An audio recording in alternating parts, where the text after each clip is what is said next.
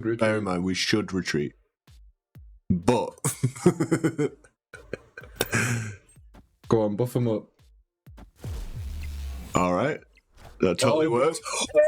This is some baggage! Oh my god! Oh my god! Oh my god! Clip it! Clip it!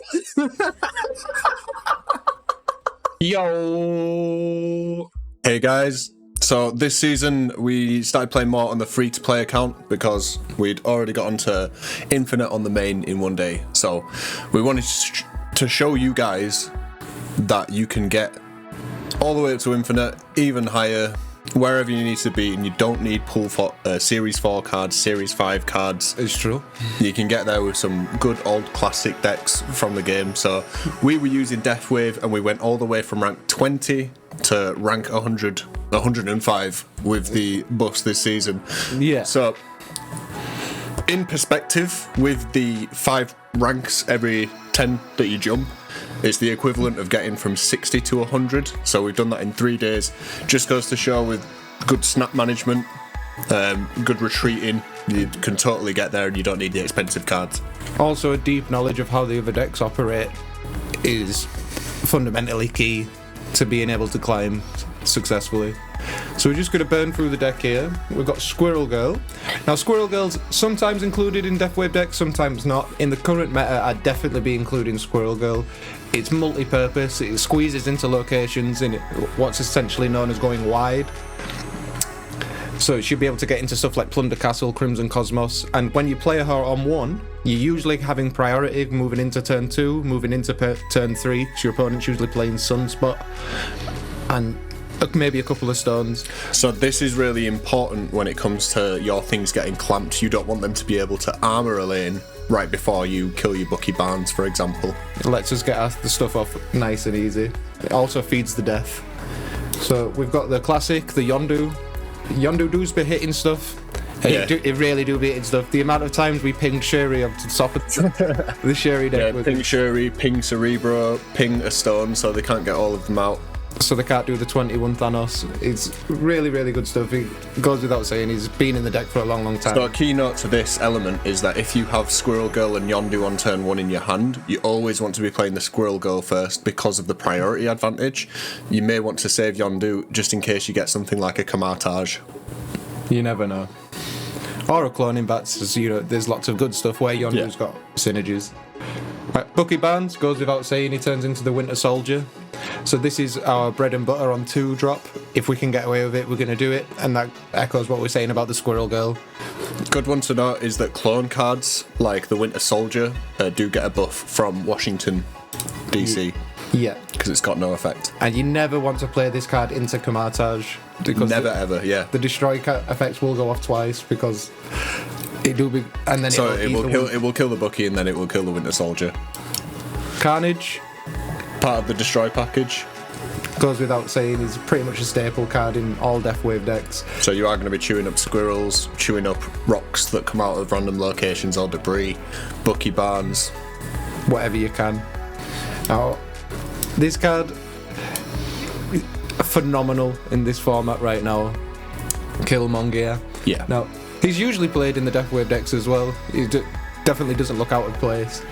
But Killmonger does be wrecking Thanos. Now, it's not an instant win, but a lot of the time the Thanos player will establish a board of lots of 1-drops, especially if they're on their Lockjaw lane, and then when you can Killmonger them. Now, important note, when you do get your Killmonger, you don't want to save it for turn 6, because Leech is imminent. Yeah. As soon as you can get profit off it, you pretty much want to be banging it out. If that means just taking a Quinjet and whatever, or maybe even just a Quinjet, anything to slow them down, we're getting Killmonger off. Wave. DEATHWAVE. Wave. So, Wave is the card that we use on turn 5 to do our main combo. It's the classical combo. You play Wave on 5, and then because of everything gets reduced to 4, Death is often 0 cost. We play Wave on our own, so She-Hulk costs 2, and then we can play another card as well. So that's giving that we've got 4 destroys off on the Death. Yeah, so sometimes it can be a She-Hulk and multiple deaths if we've Moongirled them, or it can be an Arrow with one of the bigger cards for cheaper and just pull them away from where you're trying to win. Now, important to note, Wave against Thanos don't really want to be doing it on 5. So Yeah. you have to play it by ear. You know, it's all circumstantial, but generally speaking, we're doing it on 3 or 4. And that is to make sure they can't do their nutty combo. So they're usually trying to drop a lot of stones onto the board, especially into Lockjaw, on turns 4, sometimes 5, but usually 4. Now, Wave will stop them from doing that, at least at that point, and they'll be forced to play out one of the bigger cards. yeah, we're just slowing them down big time. Deathlock, part of the Destroy package, it goes without saying, is a 3-5. It's a premium 3-drop stat line. We sometimes get asked why we're choosing to use Deathlock on a Bucky Barnes lane with something else in it, rather than put the Carnage in when we've got the option of both. So one thing to keep in mind as you're playing through is that the price difference between a 3-cost card and 2-cost cards, sometimes you may need to keep hold of the Carnage in case you need to squeeze that bit of cost, Yeah. with your later plays. So sometimes it can be beneficial to take the -1 on the power total, but play the extra energy so you're not wasting it. So say we've got turn 3 and we've got Yondu and Squirrel Girl in a lane, and Carnage is technically more than Deathlock. We still want to be playing Deathlock because we may draw Bucky Barnes, and Bucky and Carnage on 4 is a pretty decent play, 11 power output. We've got your boy. Shang-Chi just absolutely wins games on his own. It can't not be played in this format, really, unless you're playing one of the super dominant decks. Might get away with not playing it in Sherry, might get away with not playing it in Thanos. Everything else needs to be packing Shang. Yeah, you need to be able to counter Shuri, you need to be able to counter things that are going to go wide with Arnim Zola and just throw power across the board. Sometimes just as simple as Shang in their monster from Monster Island will win you the game. Yeah. With Shang in the monster. It's in the island. Moongirl. Now this right here is the most common card that we get questioned about in this deck, but she does the absolute most. So why Moongirl? When do we Moongirl? What is Moongirl for? Is Moongirl a win more card? Basically, the top and bottom of it is in this format, with the amount of mana cheating going on, the amount of stats being put out, sometimes just doing our combo on 5 is not enough. In fact, I'd say most of the time, just doing the combo without Moongirl isn't enough. And it's not often that you don't have your combo, but when you don't, sometimes you need to make a combo on the fly. So it might be Moongirl on 4 to get 2 She-Hulks to double pass. So you can go She-Hulk and a 4-drop, maybe Shang. Yeah. You could even end up Moongirling to double Arrow and pull them to the side twice. It's not as ideal, but you'd have to have a lot of power out on the board already to do that. It just depends how the board lies.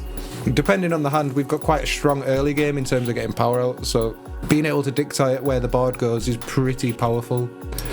That leads us on to Arrow. Arrow, another one that goes without saying really at this point in time. Dominant against Shuri. Against Thanos, if you can pull their Lockjaw lane, by the grace of God, it is devastating. Yeah, so this is one thing that goes into that wave synergy as well. If you're waving on turn 3 as they're putting down their Lockjaw, they want to be playing one of the biggest cards. They might try to drop Thanos or a She-Hulk or something else that's big. If you can arrow them into that lane, you're then preventing them from having a high roll. It gives you a Shang target, and it's generally profit. We've got She-Hulk. What can we say? She-Hulk's a dominant force. It's one of our main power outputs. So She-Hulk and Death are how we cheat power onto the board. So like we were saying, wave goes down, you float 2 mana on 5. Turn 6, you're either playing She-Hulk, She-Hulk Death, She-Hulk Death Death, She-Hulk Death Arrow, some sort of combination of those. Try and get as much power as you can and in as protected a way as you can by pulling things around. Naturally, Death. Yeah. Goes without saying. For those that don't know, it costs 1 less for each card destroyed this game, but Wave's going to set its cost to 4, so if you get 4 destroys off, it's a 0 cost. But you don't fully need to get 4 destroys off every game. You can get 2 and it will just cost 2. You can do She-Hulk and Death or Arrow and Death. That sort of combination of things. Yeah. And that is the deck in a nutshell. We will fly some games out to give you an idea of what's going on.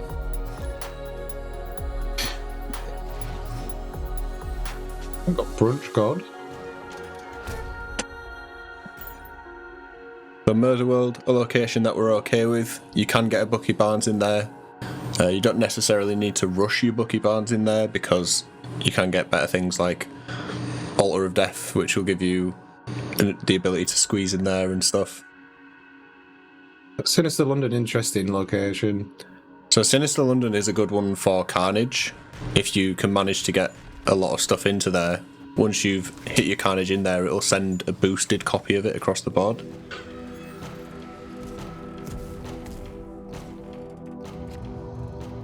So that space for untrapping the Cog is not bad for us at all. It is not. It's looking like it might just be a Deathlock in London. We could risk Deathlock in London. I reckon he's got a way to destroy these anyway. Yeah, possibly if he's got the HUD. Yeah, I would have thought so.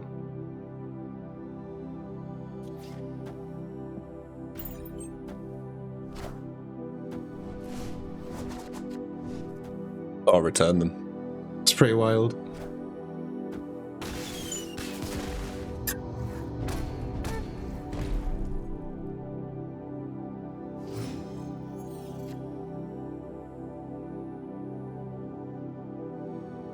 Can't lie, not looking champion for us. Yeah. So it may just be a line of trying to make sure that they've got priority if we can. Looks like they're not allowing that.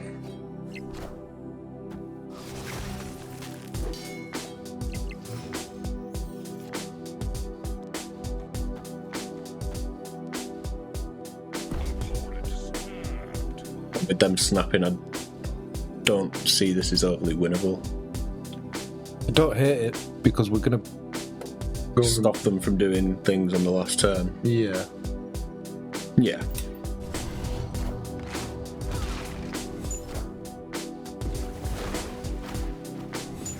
So they now have the opportunity to play one card, it would seem.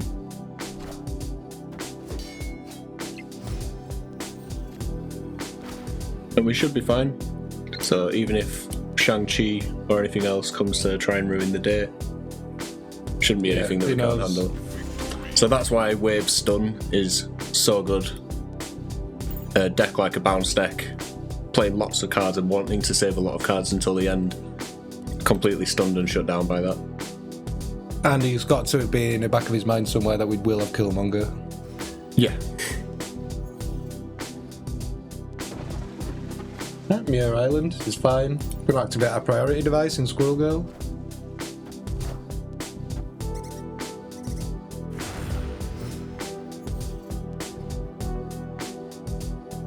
So you would imagine usually when your opponent plays Sunspot, if they can, they will be trying to place armor on top of it. So if you are going for this exact line of Squirrel Girl and then Bucky Barnes on turn 2, you want to do it away from the Sunspot. That way they can only clamp one of those lanes. Ooh, so it does look like a Thanos enjoyer.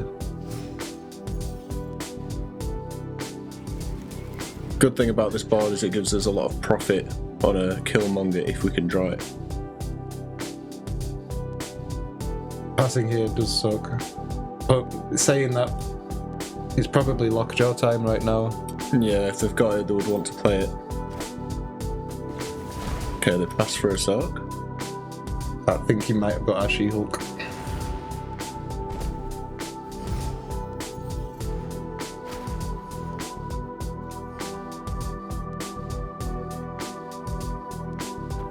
I'm gonna go ahead and Shulk to the right. We don't want to clog this lane, and this Sunspot is in danger of getting shanged if he doesn't start doing stuff soon. So we do manage to maintain Prio here, so Shang is very live, and we do have Killmonger as well. I am going to Shang him now. So Shanging him now kills 2, and we get a 2 reduction on death, which still makes her unplayable. Killmonger would kill 4-5 cards, which isn't enough to make Shang-Chi and Death playable. So in this case, yeah.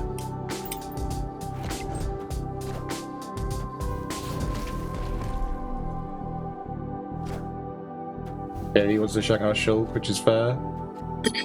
Now just bear in mind, guys, it is not uncommon that you can be fighting all the way through to the end against a Thanos deck and still just not have quite enough to be able to beat it because of just how dominant it is. So this is actually a trade down, but it's a good trade.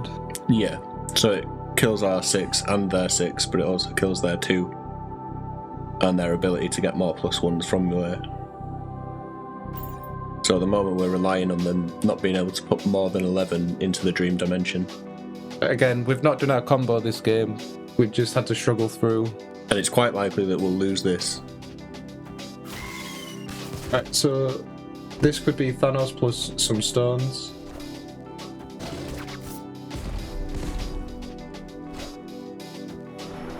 Just a row. And that's a dub, guys. So yeah, even through it all, not looking overly champion, you still take big games with this deck. It's about not getting tilted and not getting disheartened that your opponent is playing Thanos. Yeah. You definitely can't assume that it's going to be an instant lose, because like you see there, still a good opportunity to pull it out of the bag.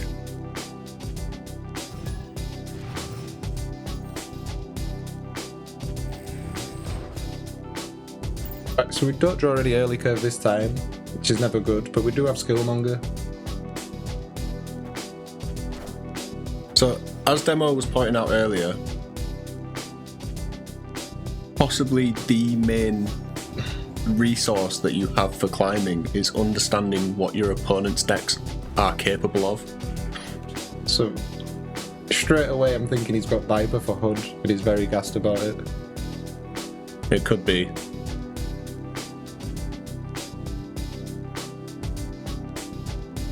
In that case, would we ever want to Bucky on there as well and remove the entire clog? Looking like it. Okay, so this seems like some sort of goblin. Yeah, he's got Green Goblin for Super Flow. That's what he was excited about. So we know that in that deck there will be running things like the biggest cards will be Spider-Woman, Doc Ock. We're taking this because we've got priority, and this deck is known for playing armor as well. Yeah. So we just cash that in while we can. Okay, the Moon Girl, so they've got multiple demons.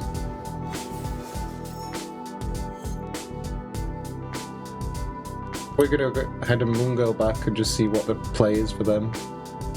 So it could be the case that we hold out priority, maybe let them have it and keep it, so that we can Killmonger their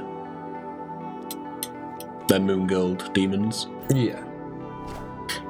So they go Moon Girl and pass, which usually means She-Hulks. Yeah, Shulks are inbound. So in order to win the left, looking very likely we have to Aero right now. I'm gonna say it's more than 3 cards. Or 3 cards at least. 2 Shulks plus something. Yeah. So I'm actually gonna Aero to the right. Mm-hmm. Try pull him completely to the right and then win it clean. Yeah. We were wrong. Like just an infinite.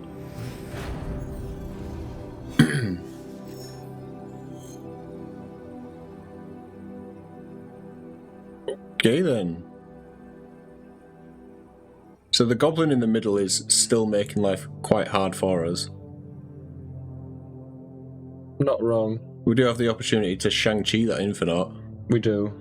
And they don't have any additional mana cheat going down with She-Hulks or anything. So chances are they probably want to put demons out. So if we could speculate they put 2 demons in there, that takes them up to 16. He can't really She-Hulk if he wants to play demons. It'd be 2 demons plus something. So I'm actually going to go with double Killmonger down mid. It's worth a try. And he leaves. The opponent's left.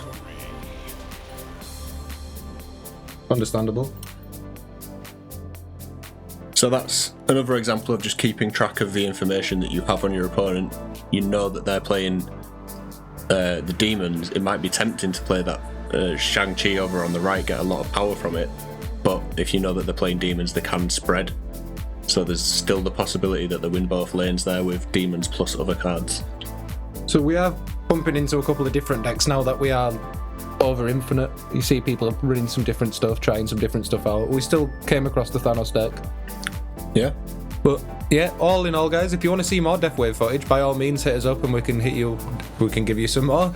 Anytime, it's not a problem. But yeah, in stream we do tend to answer any and all questions that you've got for us. So even if we've been asked before, even if you didn't understand parts of the explanation, feel free to just come in, see what it is, and we'll be happy to help. Yeah, buddy. Free to play account as well. Bigging it up again. Yeah, completely free to play. We've never put a single penny into this account. Obviously, the whale account we spent money on. This one, there's no welcome bundle, no pro bundle, none of that. We've never spent an actual penny of real money on it. All Series 3 cards, no Series 4, no Series 5, all the way to Infinite, guys. Yep, so you absolutely can do it. Don't get tilted and get the mental advantage on your opponents by knowing what they're running. Until next time, Peace. big save. Bye.